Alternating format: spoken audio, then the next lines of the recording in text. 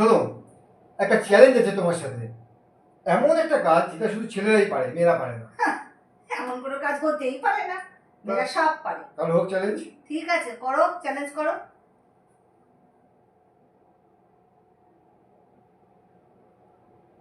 আরে চ্যালেঞ্জটা কি সেটা তো বলবে।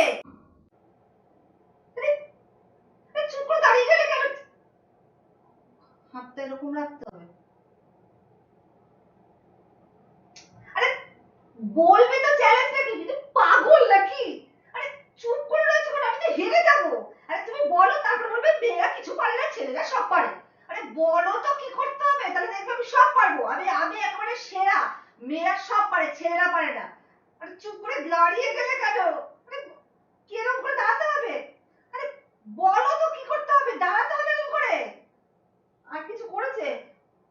আরে বলবে তো যে দাঁড়াবো না কি করবো, সেটা তো বলে।